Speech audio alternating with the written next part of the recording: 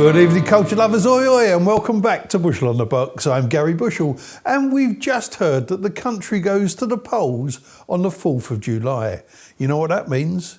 It's time to subscribe to Ustream, because our TV screens will be full of false promises, porky pies, and non-stop election blather for weeks on end.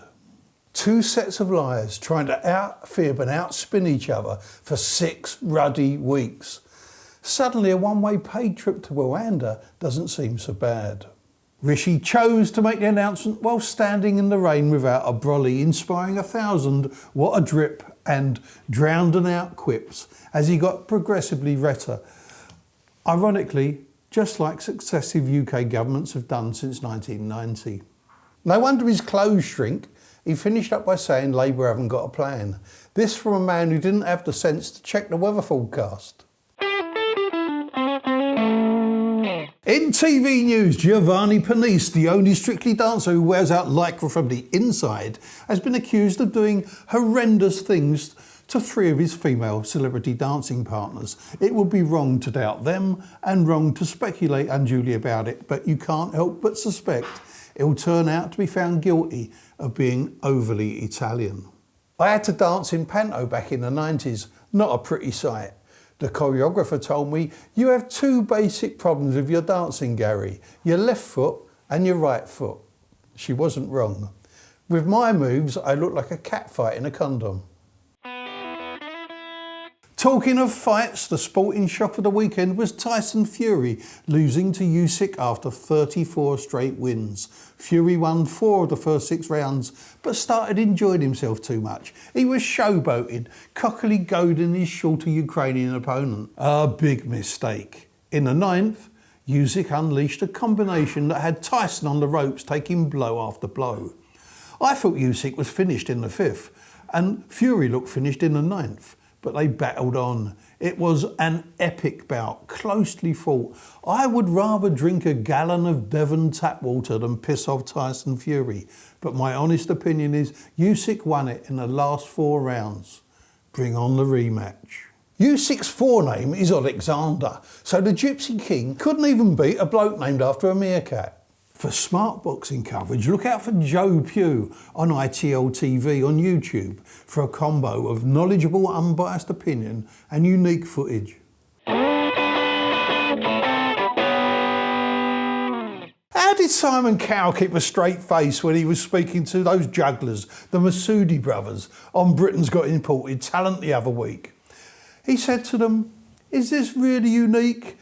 Never seen before?" Well, you've seen it before, mate, because you, Simon Cowell, put the same act through to the America's Got Talent semis in 2019. And unless he was too busy looking at his new cosmetic surgery in the mirror, he would have noticed that they were also performing on the Raw Variety Show in 2021. He must think we're all as dumb as Boss Hogg.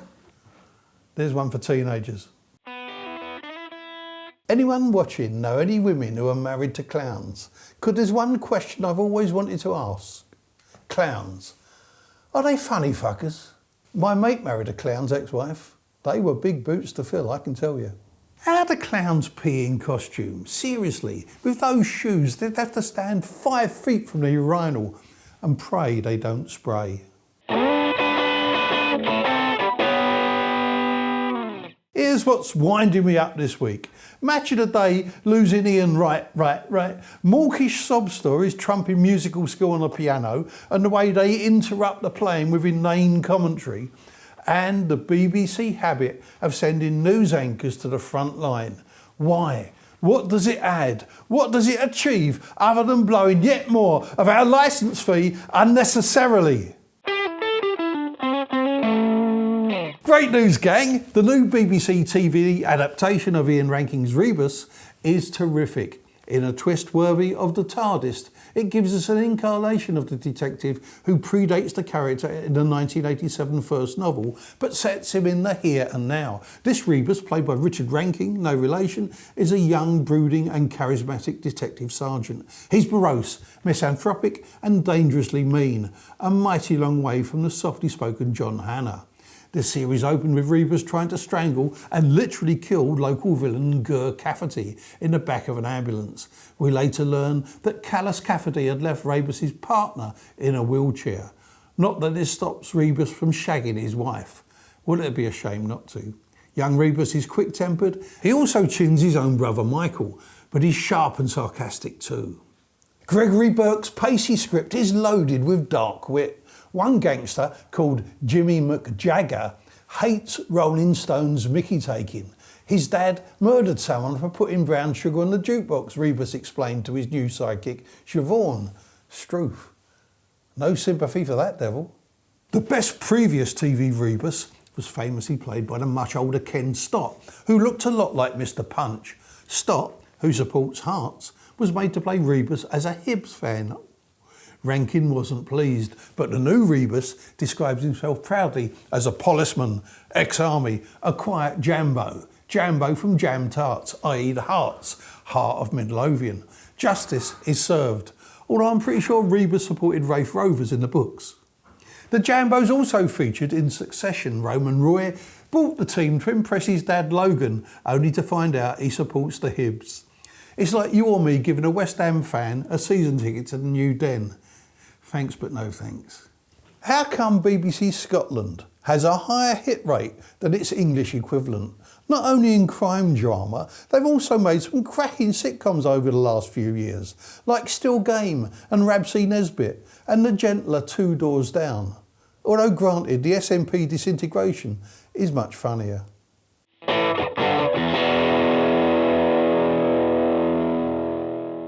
Here's time for a quick TV list.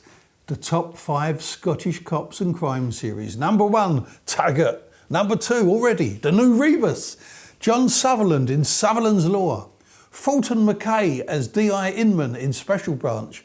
And crime-cracking psychologist Fitz in Cracker. And let's hear it for the brilliant bad guy, Charlie Endell, Charles Endell Esquire of Budgie, starring Ian Cuthbertson.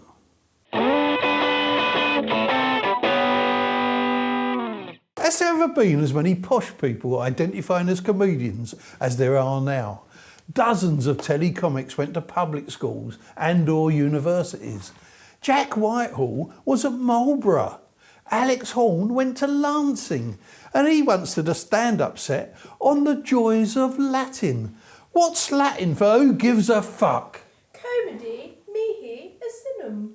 As nobody ever said at the Wheel Tappers and Shunters Club. Millions prefer warmer, earthier humour than we get from television these days. There's a Max Miller Appreciation Society.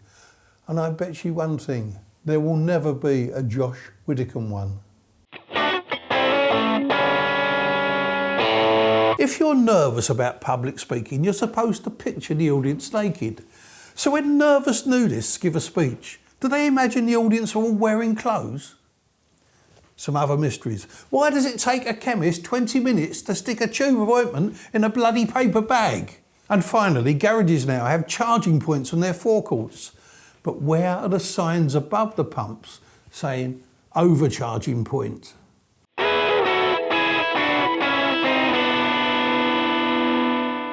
Separated at birth, Keir Starmer and Max Headroom. Both creepy robotic creations, but Max has a lot more personality.